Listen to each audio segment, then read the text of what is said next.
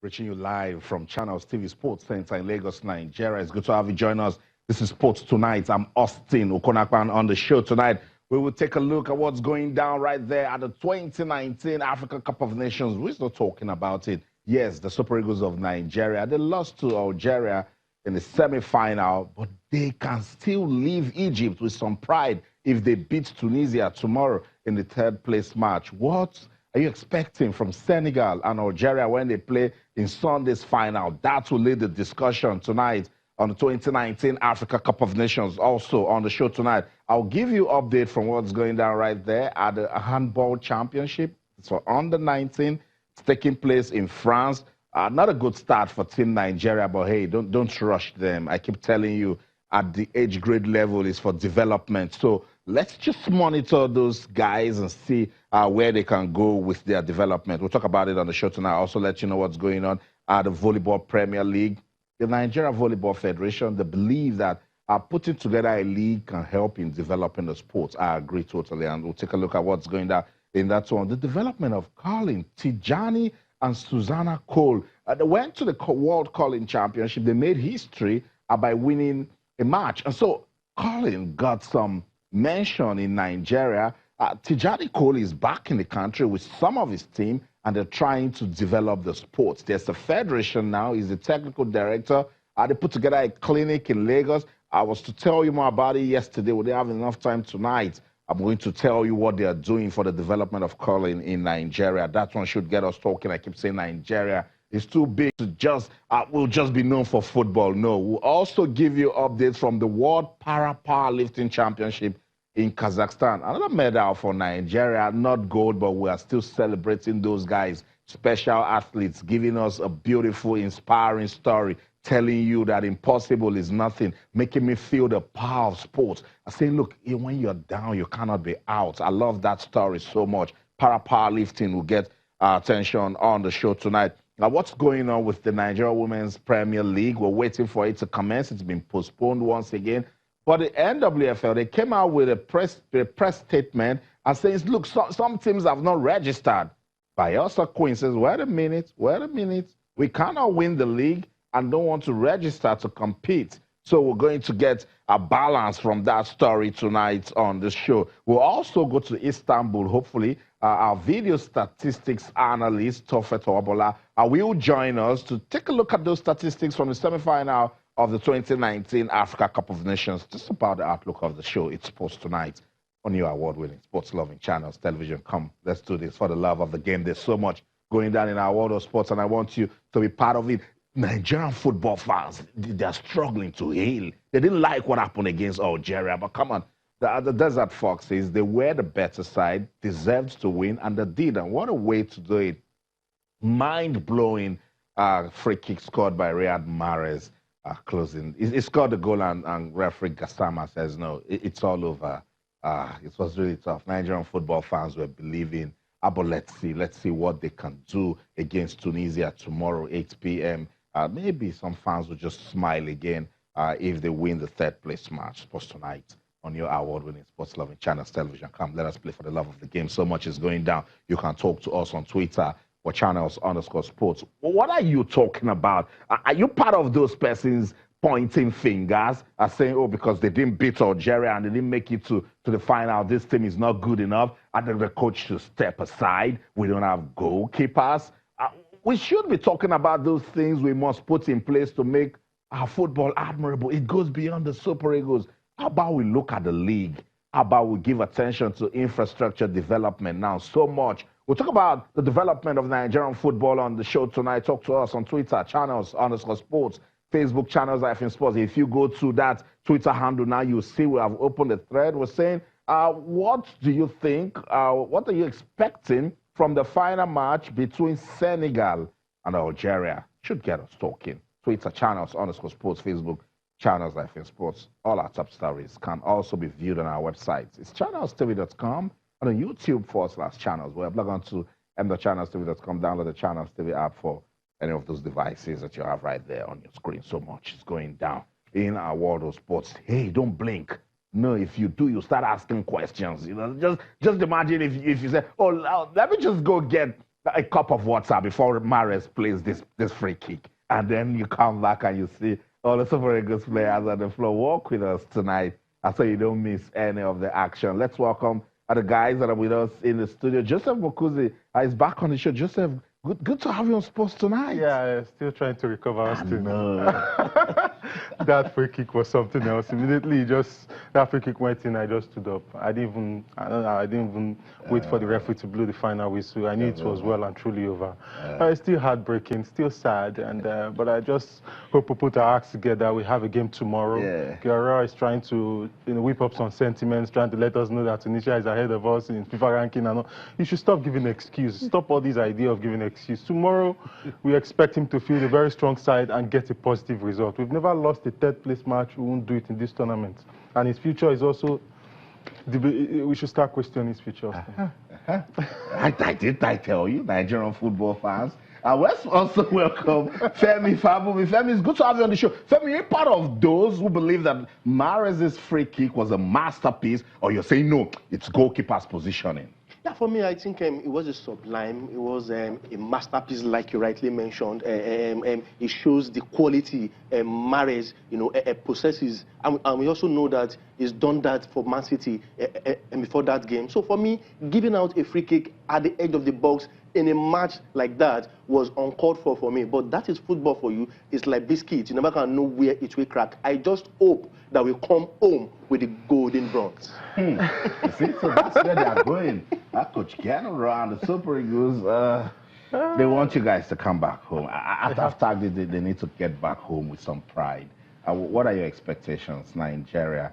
It's the battle of the Eagles, by the way, the Carthage Eagles of Tunisia and the Super Eagles of Nigeria. What are your expectations? Let's start a conversation on Twitter, channels_sports, Facebook channels like Facebook. I'll come back to football. Let's go to Kazakhstan. And that's where Nigeria's para-power lifters, they are making the country proud, giving us a good representation. Innocent Namdi, he has given Nigeria a 4th medal at the ongoing para-powerlifting World Championships in Kazakhstan. Namdi won bronze in the men's 72 kg, lifting 190 kg.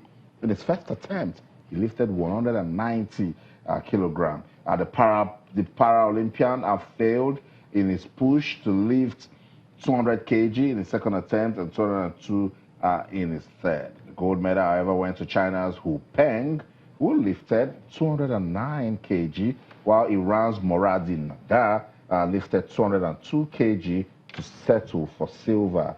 15 para-powerlifters are representing Nigeria at the competition, and Nigeria's para-powerlifters have so far won 4 medals. 1 gold, won by Lucy Ejike. She didn't just win gold medal.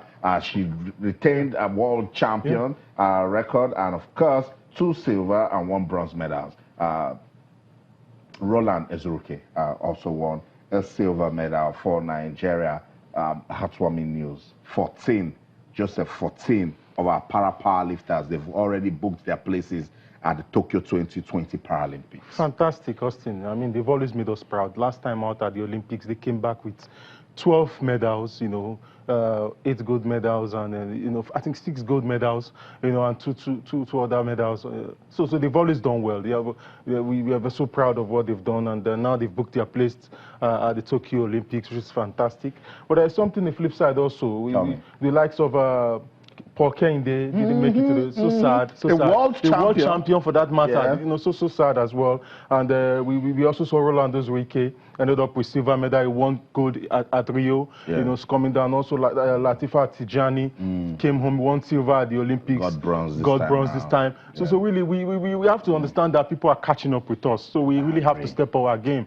But we've always been very promising, and I'm quite optimistic that these lads, if they get the necessary support, I'm sure they will do well as well at the Olympics. Okay. But with me, when those special athletes come out, they're already winners. Yeah, they're already champions.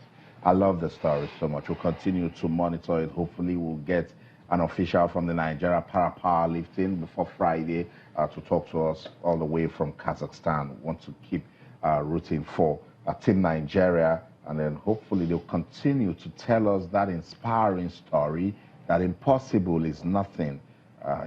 I love it so much. Let's get on with the show from Kazakhstan. Let's go to France. That's where they're hosting the Handball Under-19 World Cup. Now, the Handball Federation of Nigeria, you know the story. When Samuel Ochewa and his board came into use, they said, look, we're not just about winning. No, it cannot just be the senior men's national team. They went back to the grassroots, took handball to the schools, and we're beginning to see results. They lost to the host country, France, today, 49-19.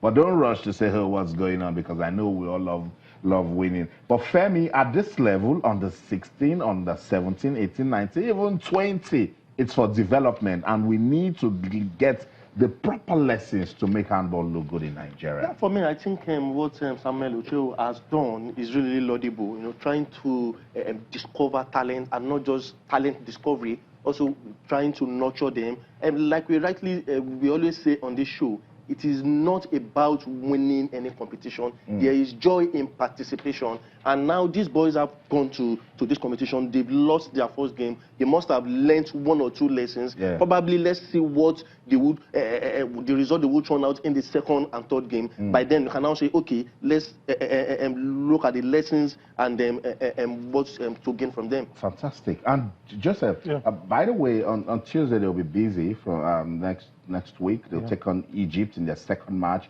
and then their next match will be against Australia, and then they will play Sweden. It reminds me of the story of the under-16 basketball team that went to Cape Verde. Remember, they lost their first match to Egypt, and then from the second against Cape Verde, they picked it up.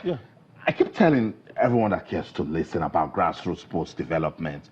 It's not just these players. At this level, coaches are involved, federation involved, state council, because if we have a player right there from Ogun State Sports Council should check out his progress, and of course parents. And when all of these persons come together, put me, you, and Femi into the media, we're going to get a good team at the end. Yeah, absolutely. I mean, it's a wonderful team, a confluence of so many individuals coming in, you know, to ensure that players, you know, come on the frame and get the necessary support and recognition to succeed. Against Egypt is going to be explosive, no doubt. Egyptians are a powerhouse, you know, when it comes to volleyball, handball in Africa. I mean, it's something that we really have to. But at this stage, the most important thing is the exposure.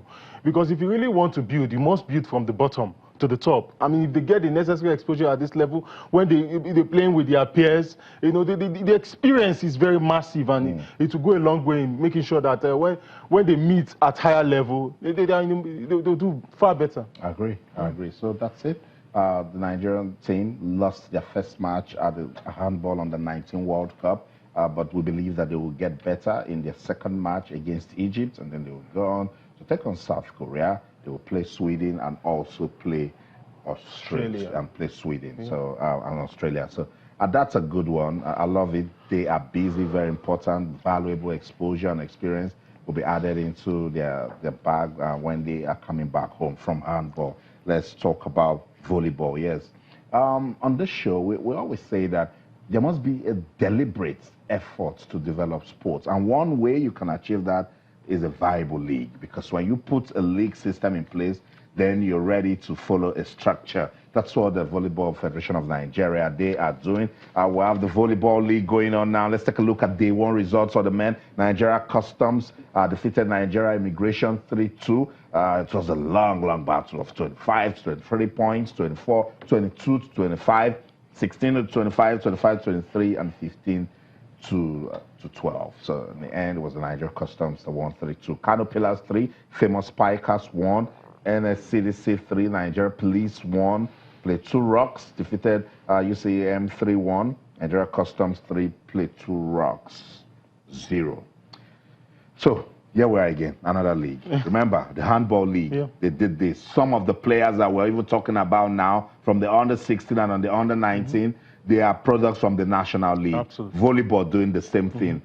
this is the way to go. It is the way to go. That is why we always say MPFL should be given necessary support, because if you really want to develop the game, you have to start local. Make sure you have a structure in place. Clubs are, that are interested in the league, so that they themselves can have young players coming through the ranks. And from there, you can begin to get players, that can supply for the national team. I mean, they're doing the right thing. And I just hope that they will be very consistent with it. Next year, we'll still have the same thing. And I just love the fact that they are going about it, the way it is. It's really encouraging. Beautiful, beautiful. So that's it with the Nigeria Volleyball League. We'll continue to monitor the progress of that one. Nigeria made history when the pair of Tijani and Susanna Cole became the first Africans, not first Nigerians, first Africans to win a curling game at the World Curling Championship in a famous victory against France in Norway in April. It was beautiful. The world over. Nigeria, no eyes. They are representing us, representing Nigeria in curling. Now, Tijani Cole, and this is what I'm talking about. This is a beautiful story. Tijani Cole came back to the country, and he's confident that the country's curlers can set history, that they can make record to become the first African country to participate at the 2022 Winter Games in Beijing, China. We have done it with the bobsled team. We went to the Winter Olympics. I was like, wow, Nigerians.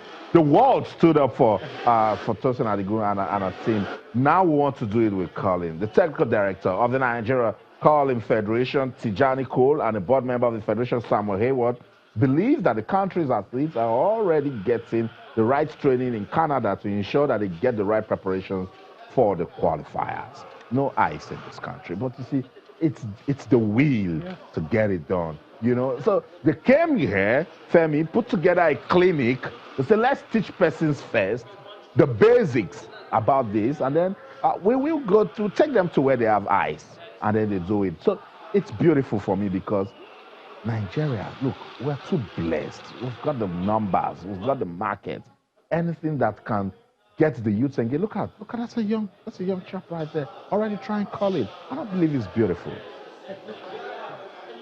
And we are beginning to shift focus away from football. These are games referred to in the past as less fancied games that we see on TV and we wonder how it's being played and all that. Now these days we're beginning to participate, and it's a good one. Look at the young chap, trying this game. It then shows that in the next few years we will be active participants at the Olympics for curling, maybe all African games if the game is included. For me, it's laudable, and I also want stakeholders to look at other less fancied sports in quotes, so we can start participating, because this will launch Nigeria more on the world map. I totally agree. Let's go listen to officials of the Nigeria Curling Federation. It's already a federation, yes, they mean business.